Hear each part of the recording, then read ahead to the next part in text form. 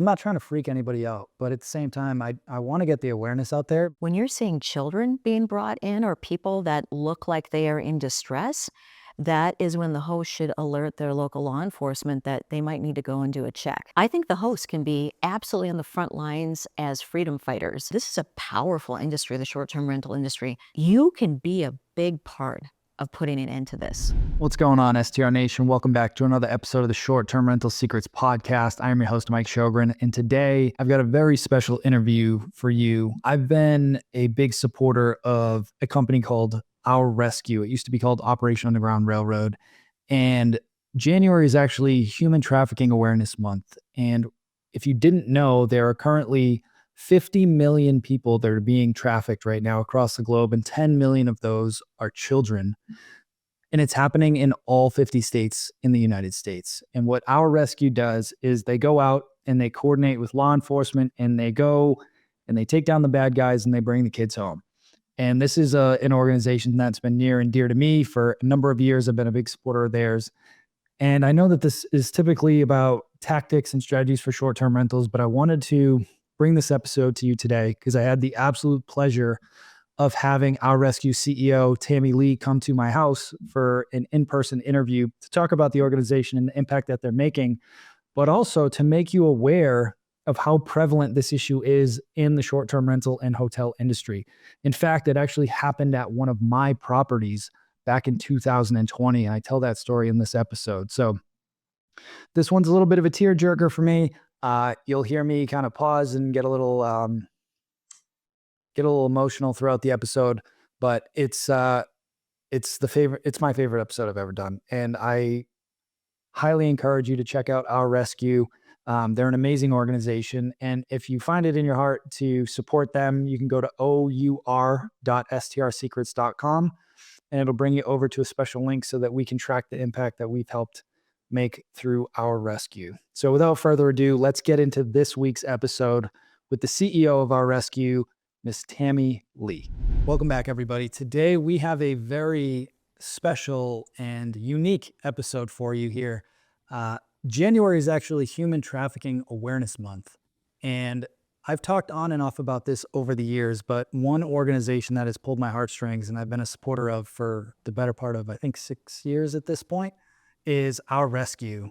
And when you look at the stats on human trafficking, I'm pulling up their website right now. There are almost 50 million people that are trapped in human trafficking right now, and 12 million of them are children. And the crazy thing is back in 2020, during the COVID pandemic, I had a property near Boston that it's even hard to say.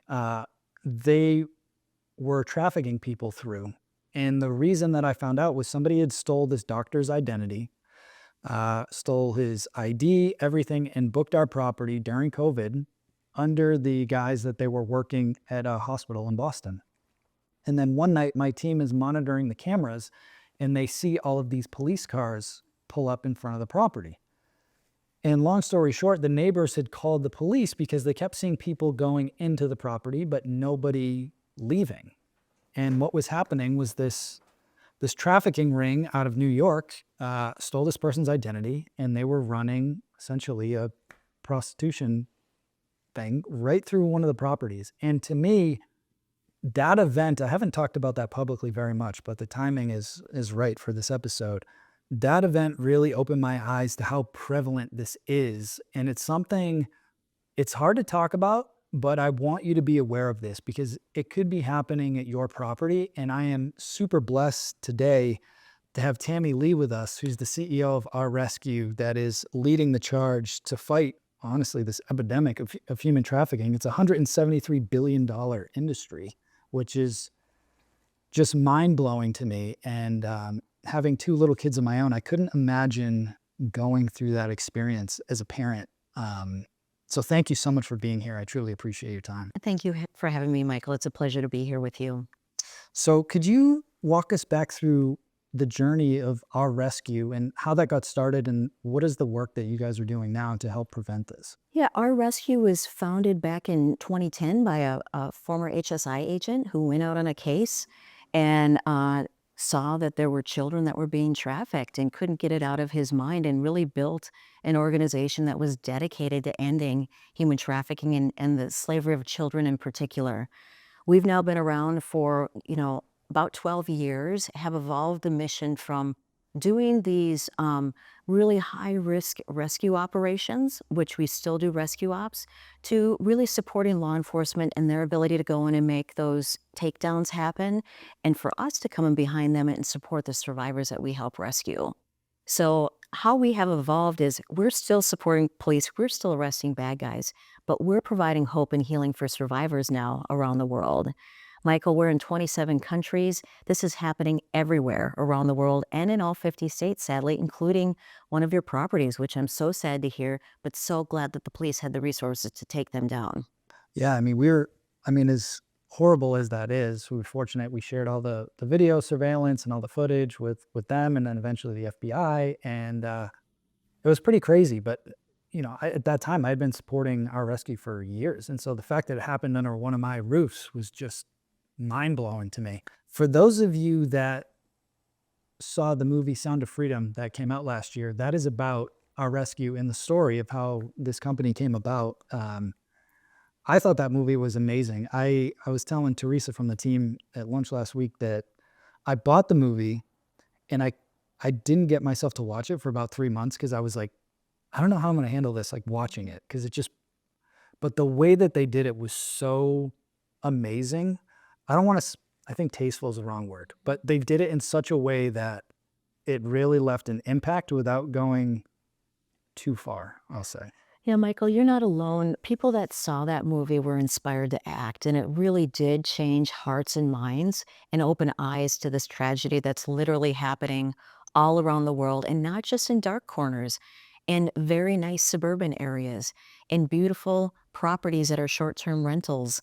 And so the mission of our rescue is really to also help educate people so that they see the signs and they can make a difference, just as you've been as a support of ours for so many years now.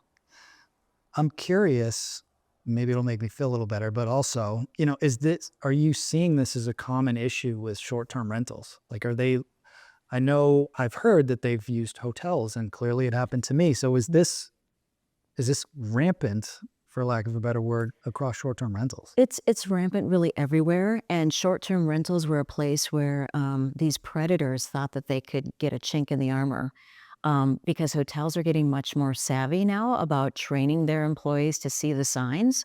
So in a hotel, you have to walk by a front desk typically to get to the room.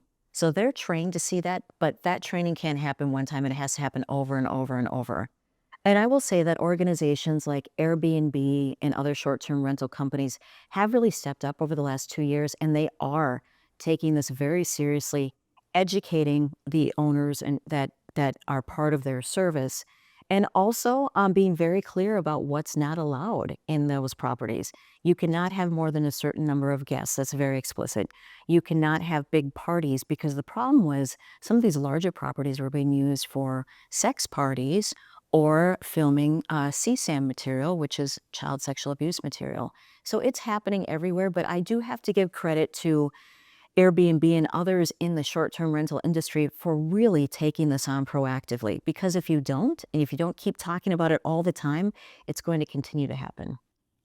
On that note, are there certain things that the hosts out there should be looking for or certain protocols to put in place so that they can identify if something looks off Mhm. and who to notify? Michael, I think your story is one of the best when you've got these exterior security cameras so you can see people coming and going, or if they're not going, that should be a question mark too, or if there's a constant flow. Um, and while you also have to be concerned about people's privacy issues, when you're seeing children being brought in or people that look like they are in distress, that is when the host should alert their local law enforcement that they might need to go and do a check. I know that there are some restrictions about what cameras you can have inside without kind of disclosing that, but exterior, you're able to see risky behavior or people that don't look like they should be together. Looking for pairings of older adults and younger children that don't look like they are, a mother, father, child, or a grandfather, child. They might not be the they don't look like family members. So even watching your security cameras to see those signs would make a huge difference in local law enforcement's ability to take down these predators. It makes total sense. And one of the things that we implemented after that was, our team would check the cameras when the guests checked in. And then we have noise monitoring in there to see if they're making too much noise. But in this case, after that incident, we added an SOP so the team had to check the camera every single hour up until I think 2 a.m. during their shift because they weren't making a ton of noise in there. And it looked like there wasn't a ton of activity. So it was like a normal person looked like they were checking in and it just went right under our nose. And again, as you're scaling your portfolio for the hosts that are listening, it's just something to be mindful of. And I'm not trying to freak anybody out, but at the same time, I want to get the awareness out there because this is something that I'm passionate about. And I know you're obviously extremely passionate about, heading this up. Um, I think the hosts can be absolutely on the front lines as freedom fighters. Being able to check your cameras and report that to police is real time action that will take down these predators. Now, not all of them have multiple units and have these camera systems or have a staff that can do it. So that does put a little more work and onus on the host. But even if you checked them every few hours to flag any inappropriate behavior, that would still go a long ways in our fight to end this human trafficking. Absolutely. Absolutely. So I'd love to switch gears a little bit now because we talked a little bit about the beginning, but the I know for me selfishly, I always love getting the updates from the different missions and all these different things. Um, at this point, do you have an idea of how many missions and how many people have been rescued Oh, through our yeah. rescue? Yeah, literally probably thousands of missions that we've been on by ourselves or with other partners. So we don't do this work alone. We're always working alongside law enforcement and probably over 7,000 survivors that we've helped assist. So we have made a big impact. The problem is that the bad guys are they're smarter than we can be with technology and tools. So we've tried to also work to combat this by doubling down on our support for law enforcement, getting them the digital forensics that they need, getting them the tools, technology, and training because in a lot of jurisdictions, they don't have enough resources to go out even on a call to your house and do the investigation, nor do sometimes they know the signs to look for. So we train them. We also have trained over 100 canine dogs um, around the world. And just last year alone, we had 24 canines that we placed. And the work that they do is they go into a suspected crime scene where an arrest has been made and they're searching for digital evidence. So they can smell this chemical that's on a cell phone, on a flash drive, on a little chip. They can detect that scent and find these devices that contain digital information that allows us to lock up the predators. So we've expanded the fight beyond the rescue missions to how do we prosecute the predators, get the evidence to keep them in jail or prison and off the streets? And then our most important mission is providing that hope for survivors. So in the last year, we have really doubled down on our survivor efforts. We're going to build our first shelter in the US, probably in Minneapolis, which is where the headquarters is moving to. And we want to provide much more direct care because the need is here and everywhere. It's not just on the dark streets that you saw in the movie. It is everywhere in nice neighborhoods, even like this. Are there certain, my mind, we like to go to Disney a lot, right? And every time we go there, it's like I want to put a leash on my kids because I just feel like places like that, I'm always, and maybe just because I get all the newsletters and everything else, I'm always hyper aware of that. Outside of the hosting world, are there certain things, and I know it sounds so obvious, but it's like, are there certain things or scenarios that people should be aware of? Because it's just crazy how fast it can happen. Well, as I think about your hosts all over that are listening to this podcast, think about big events like Super Bowls or World Cup soccer, where these homes are being rented out, especially larger homes, for exorbitant amounts of money, which is great for the Airbnb host. But that's often those big events are when the trafficking has happened. So you have to be hyper vigilant as a host. If you have a home in a community where there is going to be a major sporting event, major entertainment event, so that's the time that they really need to be on the lookout for these signs and to see who's checking in and how long are they renting for. because that is a hotbed for activity. So it's not just, I mean, it is everywhere where there's people, like you mentioned, some of the large population centers, or I think Disney and others have also gotten so much smarter about this, and they've got cameras everywhere, so they're hyper vigilant. But Airbnb hosts can also, because you travel a lot too, really be on the lookout at airports. And at least in Minneapolis, I think like 50 people a month are being trafficked through the airport. There's startling high statistics, and those are estimates. But especially when you're traveling to airports, look for the signs of people that look at risk. Does the child, girl, boy, woman have their own cell phone? Because everybody's glued to their cell phones. But traffickers won't let them have any money. They typically can't carry their own phones. So looking for things like that seem out of place when we're so wired to our devices.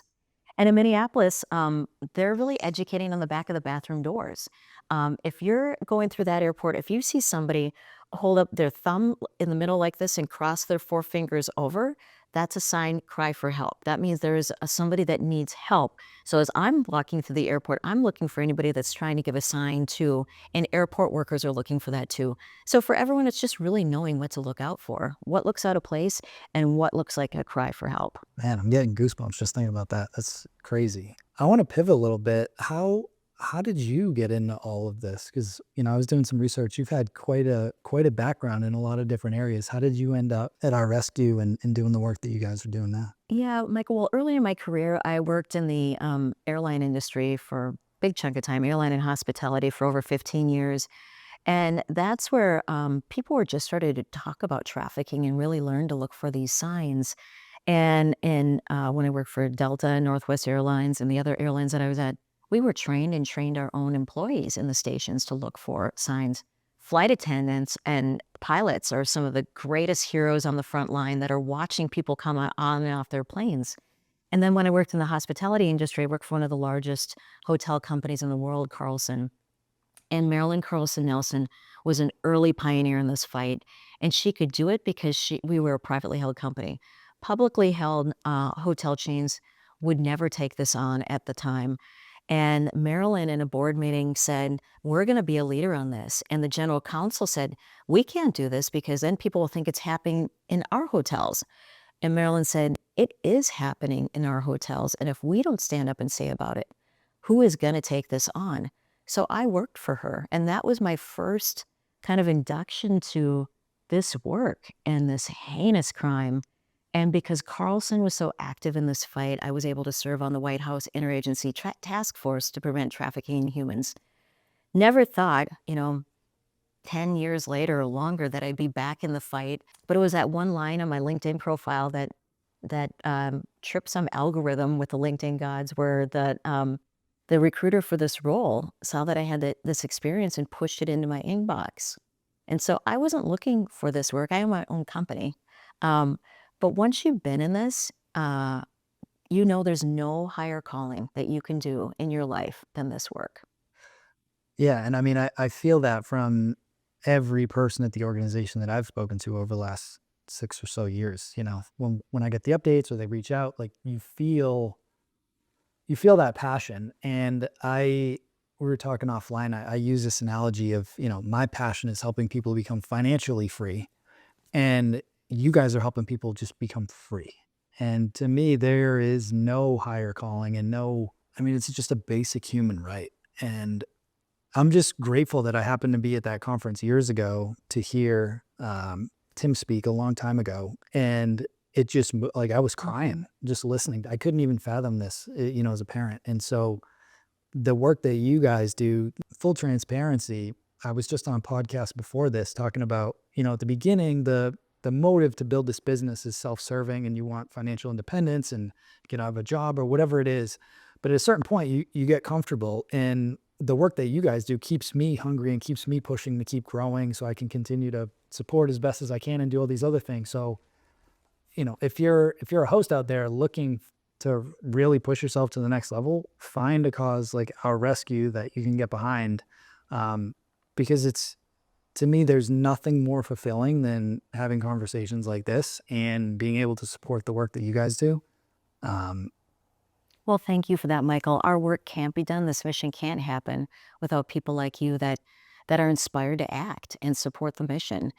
And that is why we have been successful. It's because we have people that see this evil and want to join the fight to stop it. Well, we're really proud of the work that we do. No one organization can do this alone. So we work in partnership with other NGOs in the space, particularly survivor care around the world, where we don't have our own branded facilities yet, but we are supporting their mission. Here in the US, as I mentioned, we're going to be building our own survivor care shelters because it's happening here in every community. So is that, looking forward into 2025 and beyond, is a lot of the, obviously you'll keep the rescuing, but a lot of it is focused on that aftercare right now to Yeah, continue to build that up? it's both. I mean, we can't do survivor care without having the rescue missions first. So they naturally go hand in hand. But as we look at ways that people can support us, one way that other people support us besides financially, we've had people offer to donate properties. And as we look at building survivor care shelters, if there's somebody who is so inspired that wants to donate a place that can become a shelter or lease it to us at a low below market rate, that is going to be really important for us to provide that care. And I know that you have developers and others on the that listen to you, that maybe this will inspire them to want to do something with us. I love that. When I was watching the film and even prior to that, just learning how all of this stuff can happen, I'd love for you to correct me if I'm wrong, but typically it seems like if a child or somebody is taken, a lot of what happens is they get them out of the country first. Is that typically true? Because then I'm also seeing, again, it happened to me here where they're bringing them back here. And so what does the typical chronological cycle look like, when something like this happens, when somebody gets abducted? Yeah, human trafficking knows no borders. So we'll start there. In this country, we see people being trafficked from Laredo, Texas, across the Mexican border, all the way up that 35W corridor to Minneapolis and north to Duluth, where there's another port where people can exit. So there are trafficking patterns that look just like that, with thousands of people being trafficked every day on that I-35 corridor. There are also instances with adults where adults are typically tricked into it.